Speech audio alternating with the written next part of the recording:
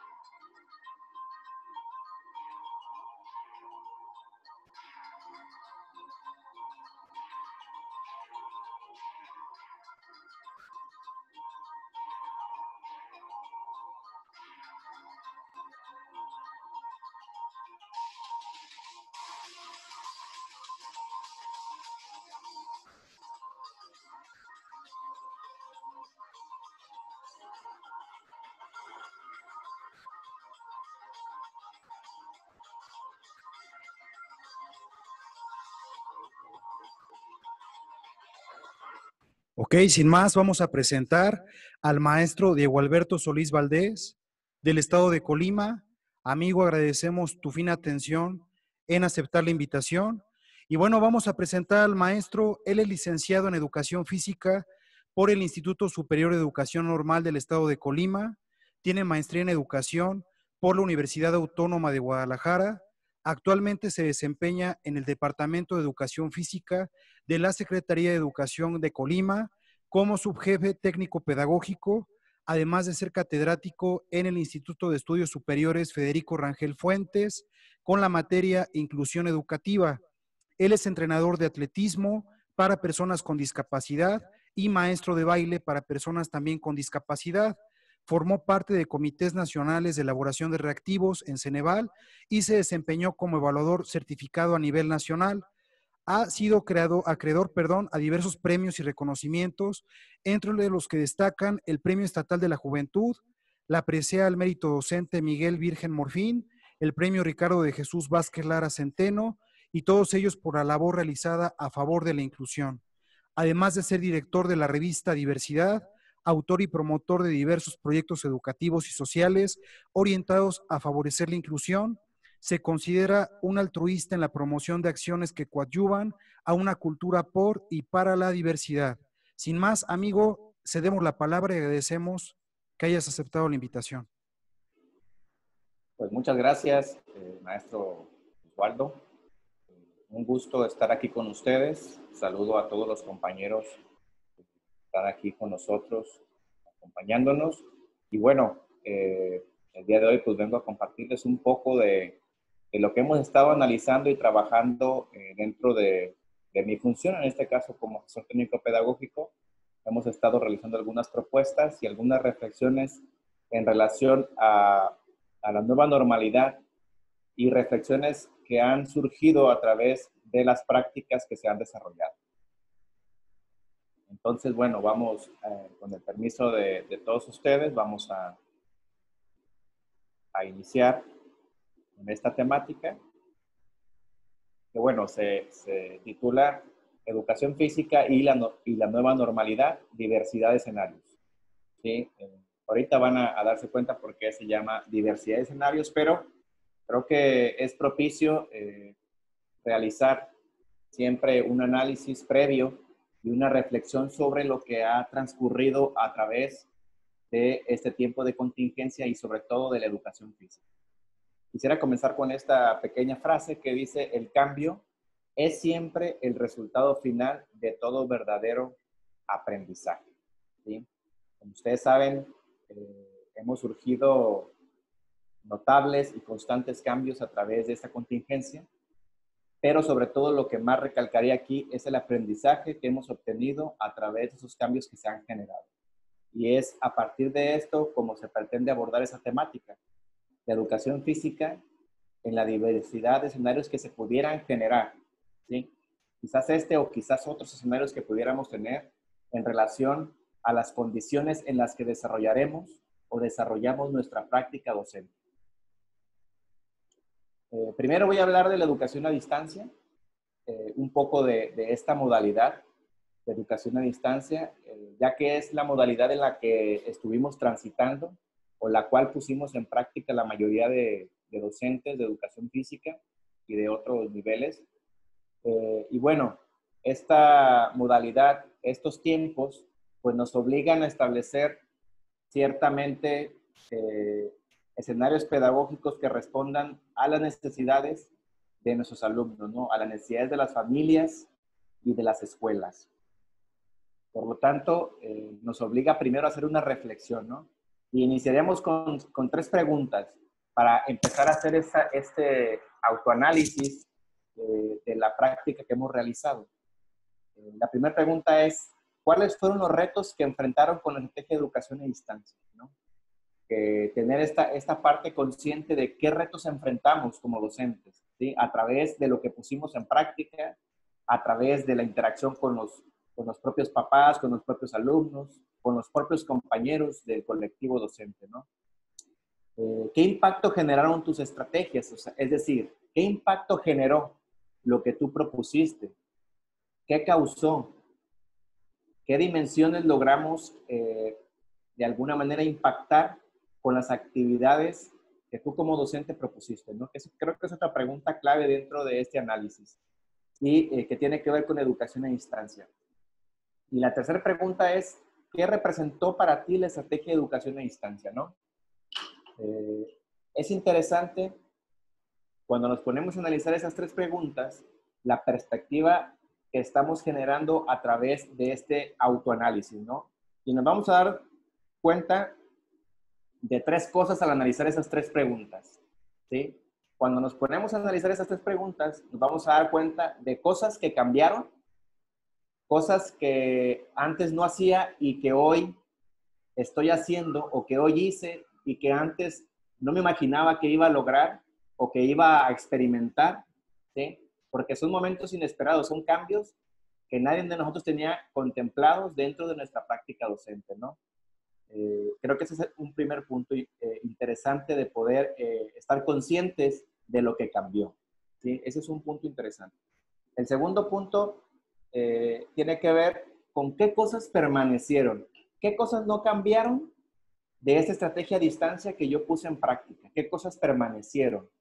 Y bueno, hay muchas cosas que obviamente permanecieron, ¿no? Permaneció los propósitos, permanecieron los aprendizajes, permanecieron los contenidos, permanecieron los alumnos. Entonces, hay cosas que permanecieron, pero hay cosas que también lograron generar cambios, ¿no? Como en la didáctica, como en la estrategia de planeación, en el tipo de actividades, en la organización, en la interacción con los alumnos. Esta parte fueron las partes que cambiaron, ¿no? Pero hay otra cosa que tendremos que tener en cuenta también con esta educación a distancia. ¿Qué hace falta por cambiar? ¿Sí? O sea, ya analicé qué cambió de mi práctica, de mi función, qué cosas permanecieron, pero haciendo este autoanálisis o esta autoevaluación, será necesario también tener presente qué hace falta cambiar, qué me hizo falta, ¿sí? Entonces, creo que esos 3 elementos nos dan un punto de partida para poder iniciar y seguir aprendiendo sobre esta educación a distancia, ¿no? Y bueno, estamos hablando sobre ese tema de educación a distancia y tendremos que preguntarnos qué es la educación a distancia, ¿no? quizás muchos de nosotros llegamos a trabajar con esta modalidad sin saber específicamente la definición de educación a distancia o cuáles características son las que engranan en esta educación a distancia. Si bien pusimos en práctica esta modalidad y creo que estuvo súper bien lo que hicimos, tendremos que llegar a un análisis para poder responder el tercer elemento, que es ¿qué haría falta, no, agregarle a esta educación a distancia? En este escenario de la educación a distancia, ¿qué haría falta, no? Cuando hablamos de educación a distancia, estamos hablando de una educación donde la interacción entre alumnos y docentes cambia totalmente, ¿no? Ya no se percibe un escenario unificado que vendría siendo la escuela, sino que percibimos un escenario que es el hogar, ¿no? Y el hogar donde se brindaría esta educación a distancia. Por lo tanto, todo nuestro contexto cambia, ¿no? Todo nuestro contexto y la interacción con el alumno, obviamente que cambia significativamente, ¿no? Que sería el primer punto. Si se fijan aquí dentro de la imagen, puse dos flechitas, ¿no? Porque, ¿qué pasó con esta educación a distancia? ¿Qué sucedió? Bueno, lo que mayormente observaba o lo que mayormente logré reflexionar a través de lo que sucedía es que las escuelas o los docentes, no solamente educación física, sino todos los docentes, la mayoría, enviaba actividades a casa, ¿no? Ya sea de manera física, utilizando alguna plataforma. Pero ¿qué sucedía? En muchas de las ocasiones solamente se enviaba esta información o estas actividades y muy pocas veces había esta retroalimentación, ¿sí? Y otra característica muy importante de la educación a distancia, aparte de retroalimentar, ¿sí? Es esta línea punteada que puse aquí, ¿no? ¿Qué significa esa línea punteada? Significa una comunicación, establecer un sistema de comunicación continuo, constante, que creo que es un punto clave en educación a distancia, que creo que no sucedió muchas de las veces, ¿sí? No sucedió mucho en esta parte y por eso lo pongo aquí como un elemento primordial y muy significativo de la educación a distancia, ¿no? O sea, sí, voy a diseñar una estrategia, pero aparte tengo que prevalecer una interacción y una comunicación continua, ¿no? Que esos son puntos interesantes. Y puse otros puntos también que son relevantes, que tiene que ver con parcial o totalmente a través de tecnologías de la información y comunicación, ¿sí? Que viene siendo cómo voy a establecer este planteamiento didáctico a través de una estructura digital, virtual, o a través de un apoyo como puede ser una guía o fichas de trabajo, ¿no? Y el otro punto tiene que ver con la interacción personal en el aula por uno de tutoría. ¿Qué quiere decir esto? Cuando la educación se lleva a través de una modalidad a distancia, estoy cambiando los roles. Fíjense qué punto tan importante a reflexionar. Cambiar los roles. Esto me está haciendo consciente de que mi función no va a ser la misma, ¿sí? Entonces, cuando yo doy una educación a distancia, estoy hablando de una interacción personal. Estoy hablando de que mi rol va a cambiar a tutoría. Entonces, lo que nos obliga o a lo que nos lleva la educación a distancia es que mi rol como docente cambia, ¿sí? Por eso pongo aquí esta línea de puntos, esta línea de puntos seguidos, puntos continuos, que significan esta tutoría, esta interacción continua con el alumno, ¿no? Otro punto relevante tiene que ver con asegurar que todos los alumnos reciban la información y retroalimentar, que ya lo había mencionado aquí arriba, ¿no? Tenemos que asegurarnos en esta educación a distancia de que todos reciben esa información. Y aparte de eso, retroalimentar, ¿sí? Entonces son puntos relevantes que quizás no habíamos reflexionado dentro de la estrategia que acabamos de llevar a cabo, ¿no? La que terminamos. Por eso está costando mucho trabajo tomar una decisión certera para iniciar este ciclo escolar.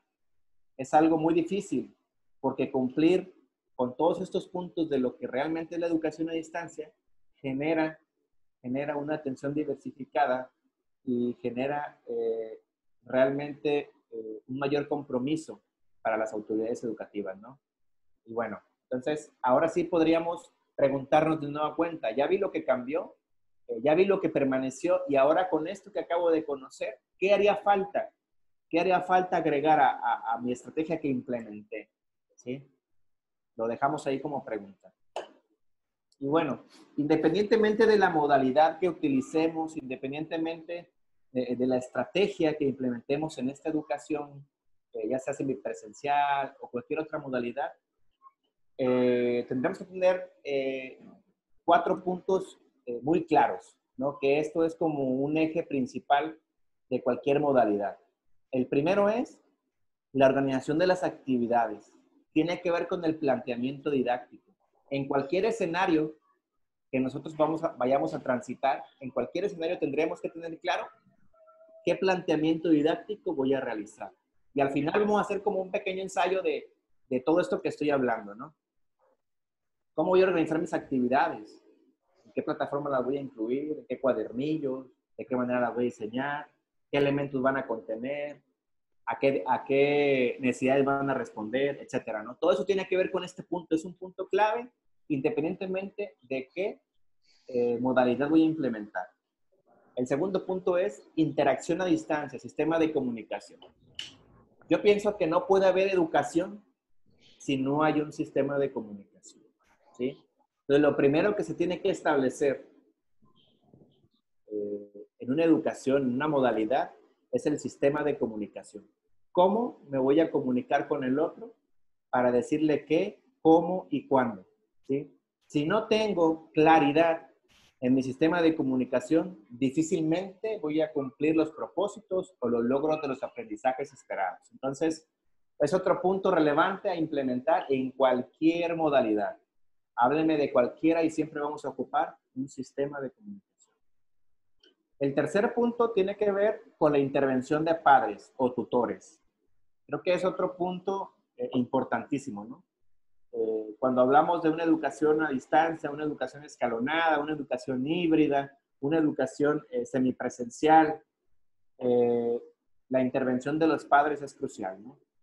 Desde el apoyo que tiene con sus hijos, desde la supervisión continua, desde la comunicación con los docentes. Creo que es otro punto que tendríamos que tener presente en cualquier tipo de modalidad, ¿no? Y el último, que considero yo también que es importantísimo, todos son importantes, pero el último también, el seguimiento y la evaluación, ¿no? El punto 4, seguimiento y evaluación. Si no tenemos esta parte del seguimiento de una evaluación que nos permita estar generando una devolución, una retroalimentación, una socialización de aprendizajes, difícilmente vamos a lograr llevar a término un aprendizaje esperado, ¿sí? Tendremos que transitar hacia una reflexión que nos permita crear los instrumentos y las técnicas necesarias para poder valorar lo que estemos haciendo, ¿no? Bueno, esos son los puntos clave para cualquier modalidad en la que estemos transitando. Y bueno, ya hablamos de la educación, de un escenario que es educación a distancia, que es lo que nosotros pusimos en práctica, ¿no? Perdón.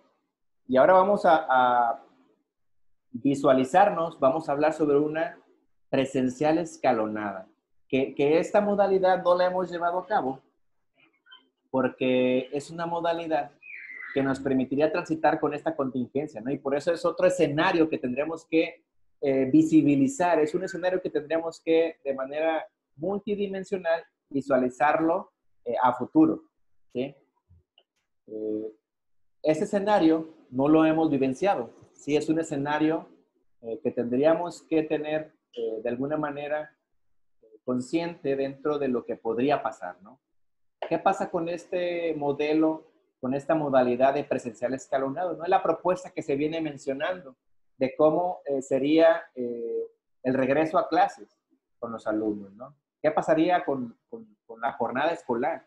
Obviamente que la organización de la jornada escolar cambiaría, la escuela cambiaría, los alumnos serían otros, los maestros también, las medidas serían otras, las reglas de convivencia serían otras. Entonces, la jornada la vida escolar tendría cambios muy significativos en ese sentido. ¿Y a qué se refiere la presencial escalonado? Se refiere, obviamente, tiene que ver con esta modalidad como una modalidad convencional, ¿sí?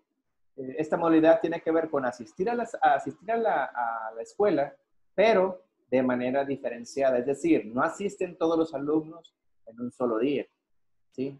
En este caso tendríamos que tomar en cuenta alguna característica, por ejemplo, los apellidos van a venir de la A a la R, no sé, y después de la R a la Z, martes y jueves, y lunes y miércoles, como aquí lo especifico, ¿no? Le pongo un ejemplo. Lunes y martes van a venir esos alumnos de tales apellidos, y martes, jueves y viernes los demás, ¿no? Y esta modalidad tiene que ver con una disminución de los grupos, porque asistirían a lo mejor la mitad del grupo y la otra mitad otros días, pero sería presencial. Las clases estarían ahí, dentro de la escuela, ¿no? Eso se referiría a lo escalonado. Y requiere una presencialidad diferenciada, que es lo que les comentaba, ¿no? Tendríamos que dividir al grupo para que asistan en días diferenciados. El educando y el profesor se encuentran en la misma dimensión, espacio, tiempo, o sea, es decir, no tomarían la clase a distancia. ¿Sí? A lo mejor se apoyarían en dejar alguna actividad, pero las clases se tomarían dentro de un mismo espacio, ¿sí? Entonces, esta modalidad también lo tendríamos que ver como un posible escenario que pudiéramos de alguna manera transitar. Más adelante vamos a ver algunas ejemplificaciones de unas propuestas de cómo pudiéramos transitar en una educación a distancia y en una presencial escalonada, ¿sí? Y bueno, la tercera modalidad tiene que ver con una educación semipresencial. Ya vimos educación a distancia, educación escalonada y educación semipresencial, ¿sí? Y bueno, ¿qué es la educación semipresencial? Pues como lo vemos aquí en los dibujitos, se los quise representar así. Se trata de una educación que toma lo mejor de una educación presencial y de una educación a distancia. De estos dos rubros toma lo mejor y supongamos que así se formaría la educación semipresencial. Aquí la diferencia a la escalonada es que en esta asisten todos los alumnos un día y después lo demás lo retoman en sus hogares, ¿no? Como lo puse aquí, ¿sí? Todos los alumnos asisten cierto día a la escuela y lo demás lo desarrollan en sus hogares, pero sesiones también de clase, ¿no? O sea, toma lo mejor de la presencial y lo mejor de la educación a distancia, ¿no? Por eso nos dice aquí que es una modalidad de estudio mixta, que combina trabajos a distancia y de manera presencial. Es la asistencia variable de los alumnos a las aulas ciertos días de la semana y se organizan y se proyectan los protocolos de seguridad. Y también se utiliza el uso de las plataformas. ¿Por qué? Porque también yo les decía, de una educación a distancia. Por lo tanto, trabajan de manera presencial, pero también a distancia, ¿sí? Entonces, esta forma o este escenario también podríamos visualizarlo en un futuro. No sabemos todavía cómo va a ser ese transitar, aunque ya se habla de una educación híbrida, pero vamos a visualizarnos en los diferentes escenarios, ¿no? Cómo educación física pudiera transitar por esta diversidad de escenarios, ¿sí? Ya sea educación a distancia, educación escalonada, educación semipresencial. Bueno, ya que abordamos esta diversidad de escenarios, aunque faltaría hablar de la modalidad de educación híbrida, que es el nuevo término que se está acuñando a través de la generación de diversos situaciones o contingencias o necesidades de los alumnos, porque así surgió para cubrir la mayor cantidad de necesidades posibles en los alumnos. Esta educación híbrida o aprendizaje combinado, que también se le llama aprendizaje combinado, tiene que ver con la convergencia de dos modalidades, ¿no? Que viene siendo la modalidad a distancia y la modalidad presencial. También aquí se conjugan estos dos elementos, pero la diferencia con las demás modalidades es que esta modalidad es muy flexible y retoma acciones individuales y colectivas, pero nunca deja de fuera la cuestión online. Nunca deja de fuera la cuestión online. Siempre se tiene que trabajar con lo online, en la cuestión híbrida, ¿sí? Y puede haber, dentro de esta modalidad híbrida, hay otras subdivisiones que tienen que ver con metodologías de trabajo, ¿sí? Metodologías de, por ejemplo, el aula invertida, donde el alumno ya en su hogar trae el conocimiento previo al tema y acá lo pueden de alguna manera trabajar de otra forma, ¿no? Entonces, es también interesante esta modalidad de una educación híbrida, que eso lo podríamos abordar en otra ocasión. Pero vamos a continuar con esa temática, los diferentes escenarios que pudieran presentarse, ¿no? Y ahora me voy a enfocar en los protocolos de actuación que quizás ustedes ya los conocen, ¿no? Que se basan en estas 9 intervenciones que tienen que ver con la nueva normalidad, ¿no? Lo que la autoridad educativa ha generado para poder transitar en esta normalidad, ¿sí?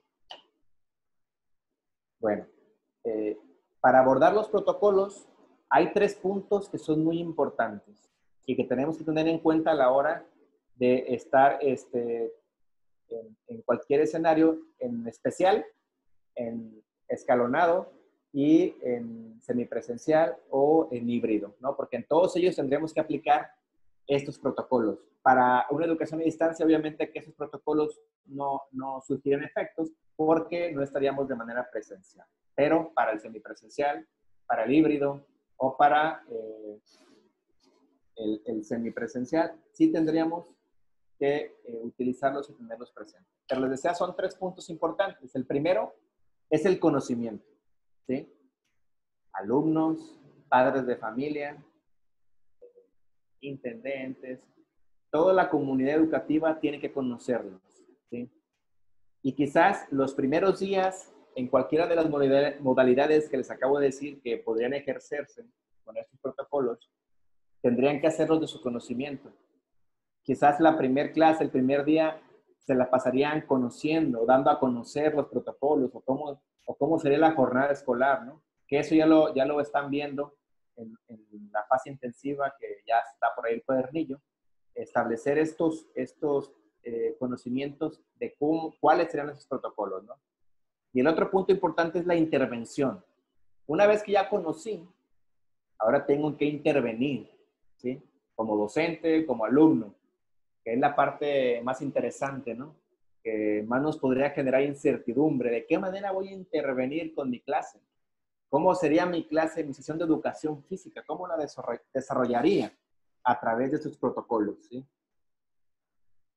Entonces yo pienso que yo puse un punto aquí muy interesante, ¿no? Son 9 intervenciones del protocolo, ¿sí? Pero tendríamos que estar pensando en nuestra sesión, tendremos que pensar antes, durante y después de la sesión. Vamos a ponernos a pensar y voy a tratar de leerlos por aquí, en el chat. Voy a tratar de leerlos. Vamos a poner la siguiente consigna para hacer esa interacción ahorita. ¿Qué pasaría? Yo voy a estar leyendo y explicando cada protocolo y ustedes me van a ayudar a ir construyendo cómo educación física estaría trabajando con este protocolo que estoy mencionando en los siguientes puntos.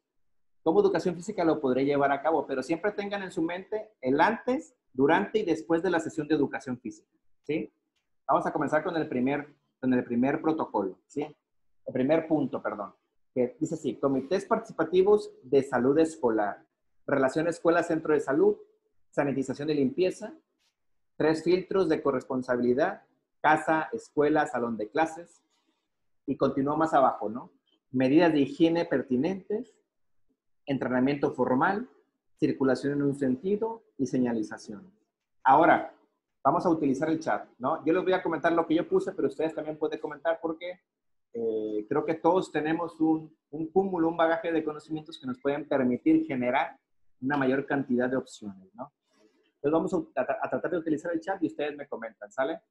Bueno, en este intervención 1, yo puse, bueno, que sería importante tener una bitácora para registrar cualquier situación de salud.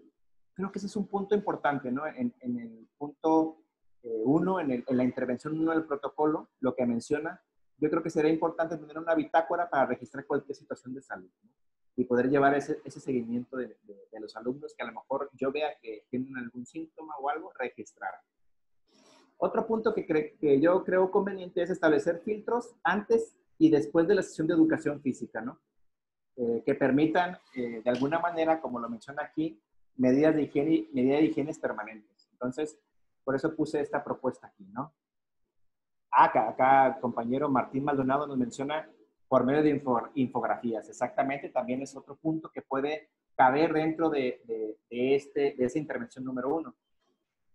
Otra es establecer medidas de limpieza en materiales o la organización de los mismos. ¿Cómo los organizamos? Para que pueda distribuirse el material o para utilizar solamente uno, o que algunos solamente tomen un material y el otro lo estén utilizando con otro grupo, etcétera, ¿no? Son formas en las que podemos transitar con esta intervención. El otro es señalizaciones en los espacios de educación física que brinden información constante. Esto es a través de pictogramas, como lo decía el maestro Martín, a través de infografías, pictogramas.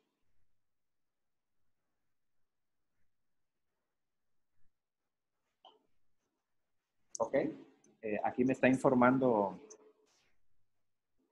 el compañero Osvaldo que si la sesión se concluye, nada más comentarles que hay que volvernos a reconectar con la misma liga, ¿sale? Por si se nos corta la transmisión, nos volvemos a ingresar otra vez con la misma información.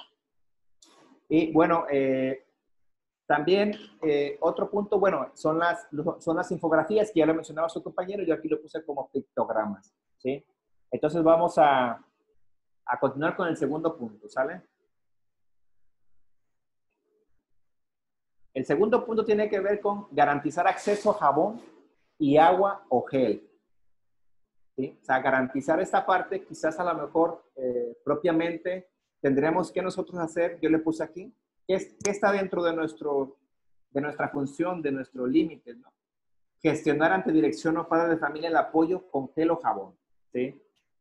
Antes de iniciar la sesión, gel, después también gel, y durante, cuando se necesite, porque recuerden que tendrá que ser permanente, también podremos utilizar estas medidas, ¿no?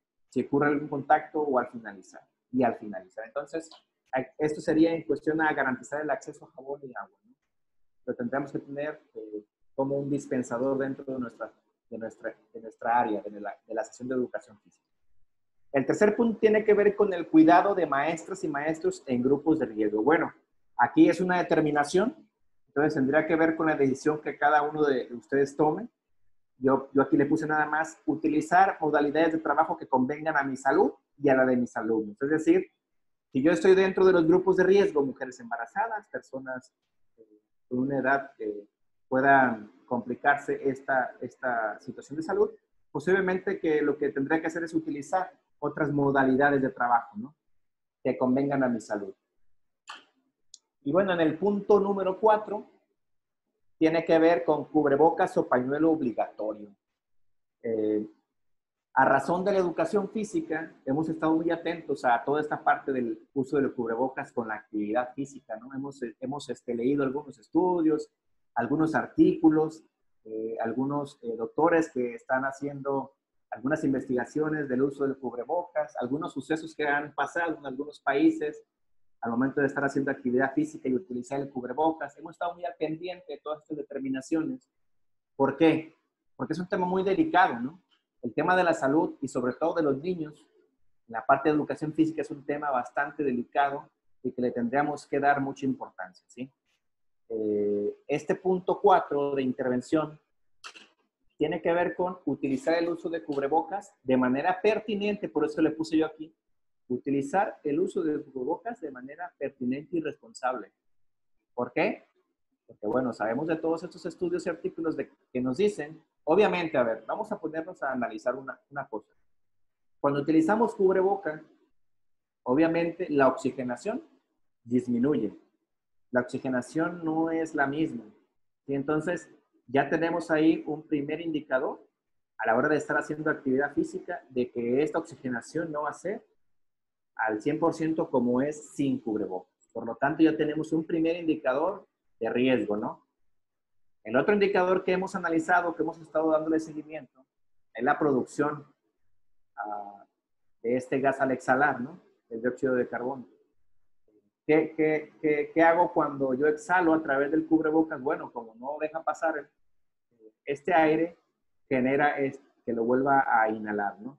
Entonces, este punto es muy importante porque yo lo comento y lo reitero muchas veces. Y por aquí puse un pequeño entrecomillado que dice, portar un cubrebocas mientras se realiza un ejercicio es similar a entrenar a unos 1,500 a 3,000 metros sobre el nivel del mar.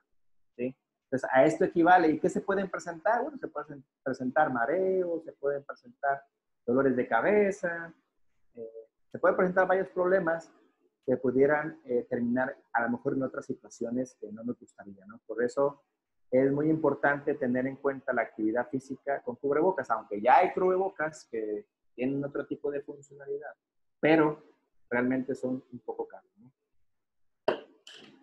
Y bueno, acá nos mencionan también que puede usarse careta o mascarilla de plástico. Esas son otras opciones que se pudieran generar. Gracias, maestro. Acá otro maestro nos comenta, Romelia Juárez, sobre limpiar el material de educación física antes y después de cada clase con ayuda del Comité de Salud. Excelente, maestra. Creo que utilizar careta, que menciona. Bueno, en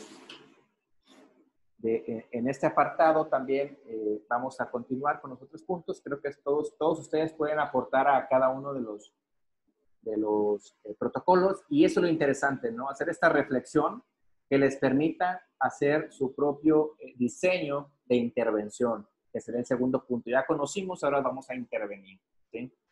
Pero siempre apegado a lo que nos marcan esos protocolos. El quinto sería la sana distancia, ¿no? Y aquí, en la sana distancia, como bien lo mencionamos, entran esos apartados muy importantes que tienen que ver con la cuestión emocional.